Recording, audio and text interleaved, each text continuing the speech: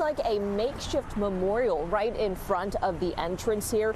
And this morning, we're getting a look at surveillance video that shows just how callous this shooting was. Take a look at this. You can see about 9 people inside the smoke shop on West 125th Street and Lenox Avenue. A man wearing a dark colored jacket with an FDNY logo is seen talking to the victim near the counter. That man is wearing a tan or yellow jacket. Now the victim turns around and walks away, and that's when the man in the dark jacket shoots him.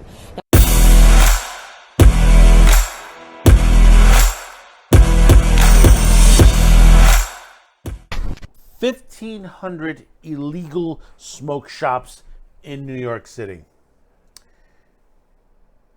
And what do you think that's caused? A high crime rate that continues to rise. People are being shot here. People have died at some of these shops on there.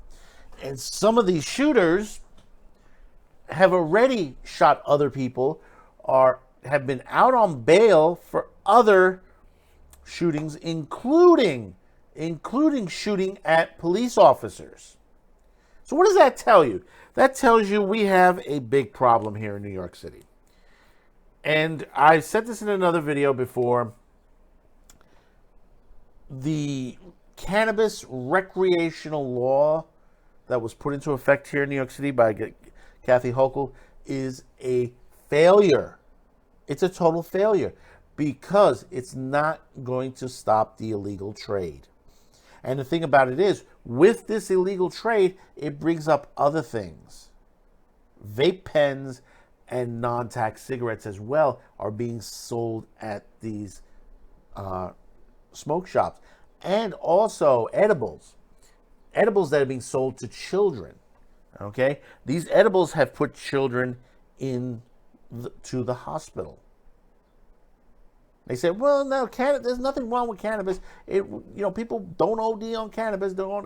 People have OD'd on cannabis because it's being laced with other drugs. This is not your cannabis of the 1960s. This is a much stronger strain of of buds that have been put into effect. People don't realize that.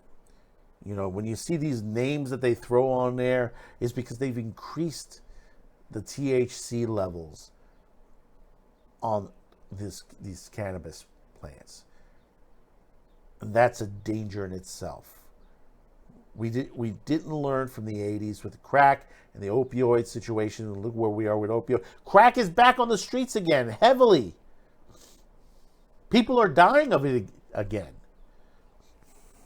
But before we get into this article out of the New York Post, once again, I just want to thank those of you who have clicked on this video. We really do appreciate that.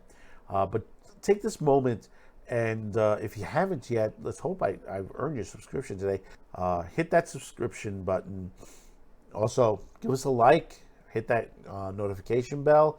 And comment. If you feel like you want to comment below, we really would appreciate that. We do read the comments as best we can. If we haven't touched base back with you, don't worry. Unfortunately, comments have been coming in. One of the things, especially on YouTube, comments have been coming heavily on YouTube and on BitChute. So we really do appreciate that. We'll try to get to everyone as best as possible. If we miss you, we really do apologize for that. But thank you once again for clicking on this video. Smoke shop robberies continue to surge, according to NYPD. Robberies at the Big Apple smoke shops continue to soar, even as more of the stoner-friendly storefronts continue to open across the city. Police Chief of Patrol John Schell said at a March 20 City Council public speaking hearing that robberies targeting storefronts, hawking pot paraphernalia, and in many cases unregulated cannabis has jumped 10% this year, up to 87 robberies as of March 6 from 79 during the same period last year. The surge follows 2022's own massive surge in smoke shop robberies, totaling 599 violent thefts compared to just 251 in 2021, Schell said. Right now, the trend continues, he said.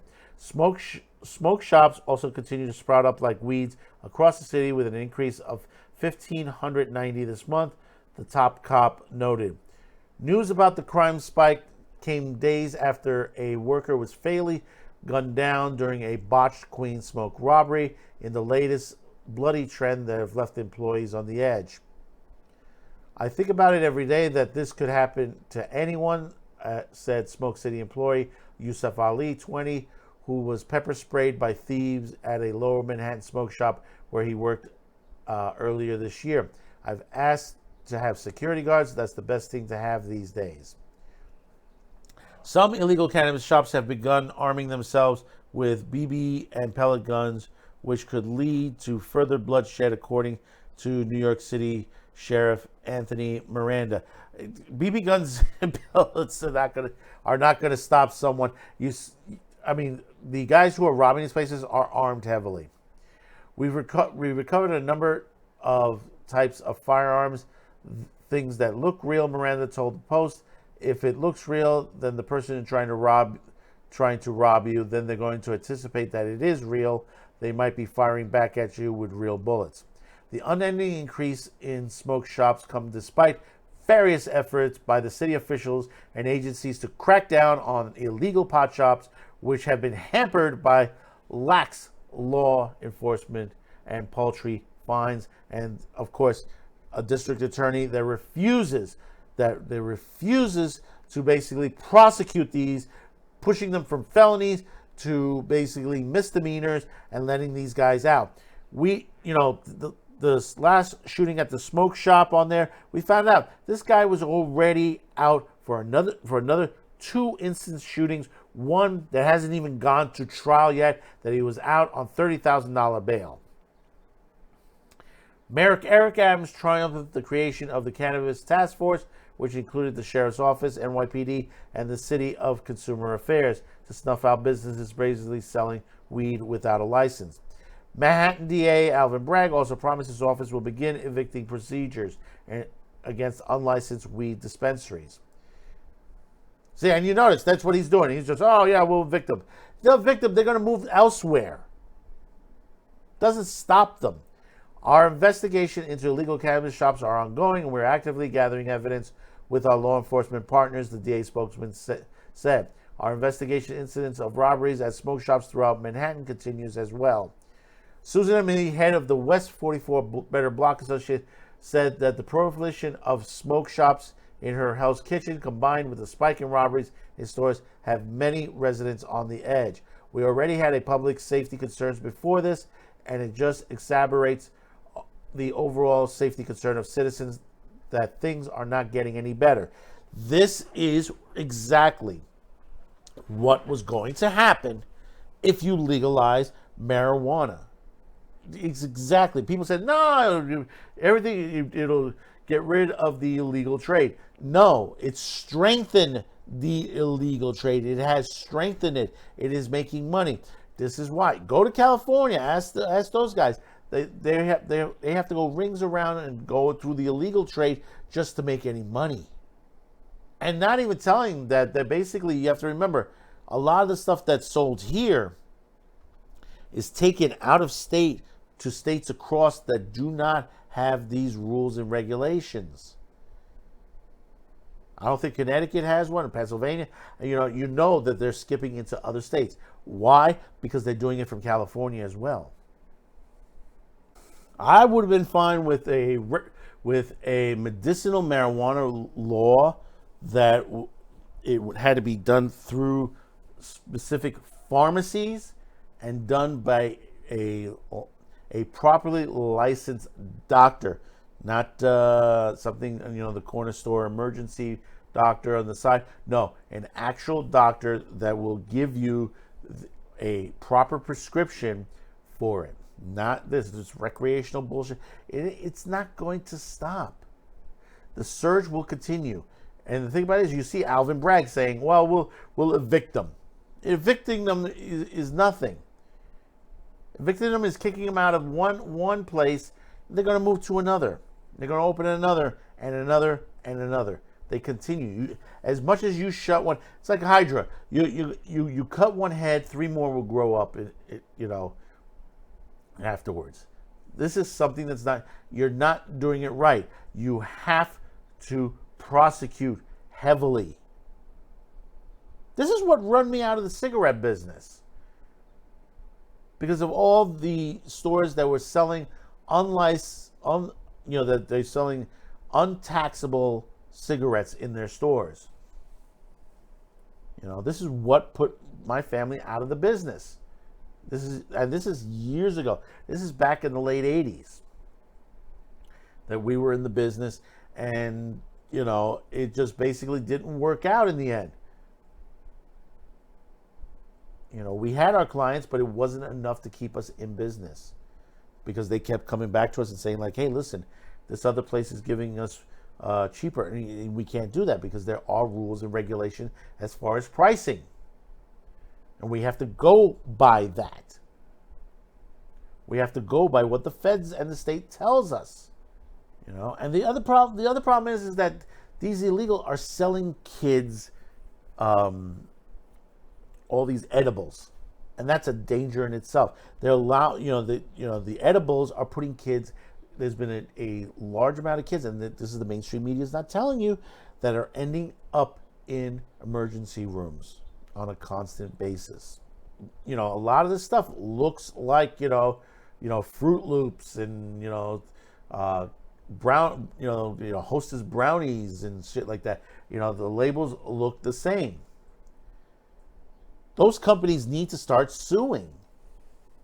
Hostess and all these companies that they've been knocked off of, they need to start suing, because that is a danger to their businesses. And to think that basically something that looks like their product is being infused with drugs, and kids are taking it, eating it, and next thing you know, their stomachs are being pumped at the local emergency room. How long before we get a massive amount of deaths from that? This is like I said, this is what was going to happen. This was what many people have warned this. Legalizing doesn't stop the criminals. It never does. You have to enforce the laws on the books. And people say, well, innocent people go to jail. Innocent people are smoking, are not innocent if they're smoking it. You're endangering yourself. You're endangering your health. Did they go overboard in the last years when I was younger? Yeah, of course. They could have gone on there. But it was still an issue then. And it's still an issue today. It's worse today than it was back in the 60s and 70s. So comment below. Tell me your thoughts about this. Do we need the laws to be changed? Yeah, I think so. We need the laws to be changed. We need a repeal on this cannabis law. We need a rebuild on it. Only slate it for medicinal, and that's it. Plain and simple. And then get these smoke shops out of business. So don't forget to hit that like, subscribe, share. We'll see you on the next video. Thank you for tuning in, and bye-bye now.